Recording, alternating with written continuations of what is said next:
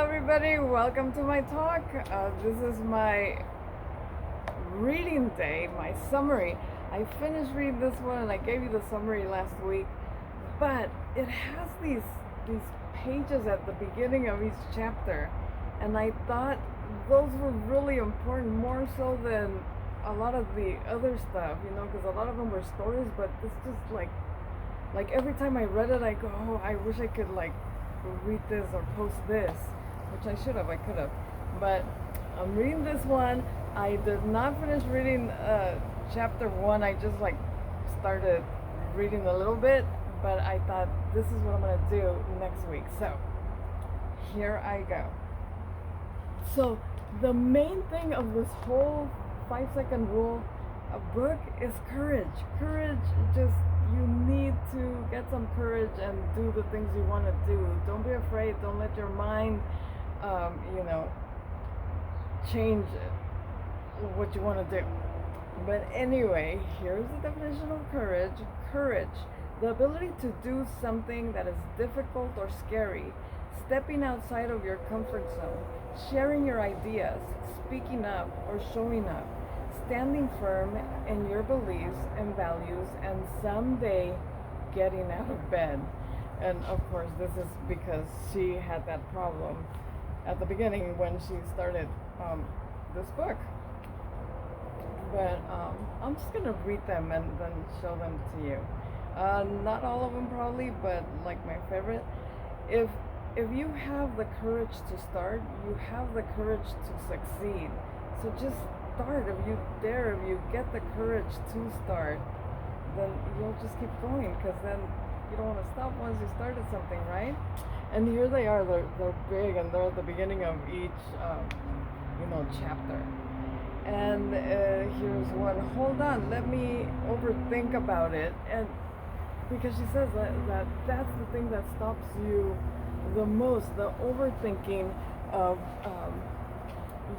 things. You think what you're gonna, you have the plan, you have the goal, and then you either sabotage yourself by saying, nah, I can't do it, or you start I'm not ready, I need to prepare, and you will never be ready, and you will never be prepared. I think, did I lose it? No, go and that's okay. I think I might have lost one, but go the extra mile. It's never crowded. And I talk to you guys about Summit all the time. And not this year, but the very first year, a lady went up there and she said that. She said, because it's like everything and marketing, it's in ranks. You're at the bottom when you start, and then you rank up to Emerald, and you're good there, but you want to get to Diamond, because when you're Diamond, that's when you have several people under you, so then that's when you start feeling like a boss.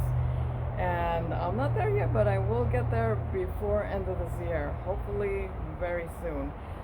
But and then you rank up to 1-star Diamond, and they said that once you're at the 1-star Diamond, that's when you start making a little bit of money.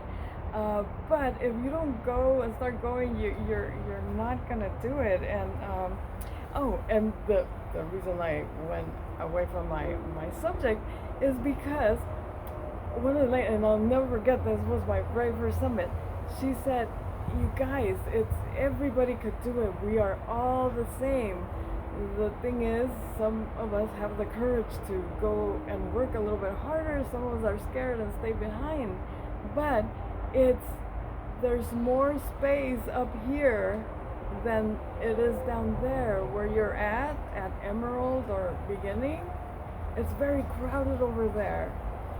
Work a little harder and get up here where it's not crowded." And that totally oh my God, it's so true. We're over here with everybody, and if we work a little bit harder and get the courage to move forward, we'll be up here, people. So let's do it. That's what I'm aiming for.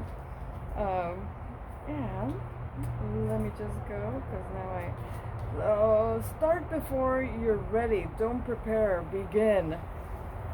That is what I was just telling you, that you're never going to be prepared. And she says it through the whole book. And I've read other books that say, just do it. Paola Herrera, whom I talk about all the time, she said, you're never going to be prepared. You need to start. You need to do it. And from there, you gain momentum and start learning and do it better every time. If you don't start, you're never going to get better. And there's some good, you'll either find a way or you'll find an excuse, right? So you'll find a way to succeed or you'll find an excuse why you didn't or why you're not doing it. And excuses. If querer es poder, you could do it. If you try, you will do it. You will get somewhere. And maybe it'll take a little bit of time, but we also need to be patient with the process. Let's see, life is amazing. Oh, this is a big one, but here. Life is amazing, and then it's awful. And then it's amazing again. And then between the amazing and the awful, it's ordinary and mundane and routine. Breathe in the amazing, hold on through the awful, and relax and exhale during the ordinary. That's just living. Heartbreaking, soul healing, amazing, awful, ordinary life. And it's breathtakingly beautiful. I thought that was amazing. That was amazing because it's true. You always, I was talking to my sister on Sunday, whom is going through this horrible sickness, and she says what gets me through my days every day is that I know that this too will pass, that it will, that you're sick, but she's gonna get better, and then something else is gonna happen, and then she's gonna be happy, and then something else is gonna happen, and it's like all our lives. That's living, like this thing said. It's living, part of living. You have to know that we all go through bads, and we all go through goods, and we all go through monotonous, like what's happening? Why isn't anything happening? Because we have to go through that, and then we have to go through the bad so we can appreciate the good. I just came up with that one right now. But it's okay to be scared. Being scared means you're about to do something really, really brave. I like that one. And you are braver than you believe, stronger than you seem, and smarter than you think. Master your mind and anything is possible, right? Because sometimes we let the mind persuade us not to do the things we want to do because it's scared for us. But don't be scared, just do it. What's gonna happen? You know what? I mean, as long as you're not doing something that's gonna risk your life, you do it, and if it doesn't work, you learn something. That's another thing that I learned here.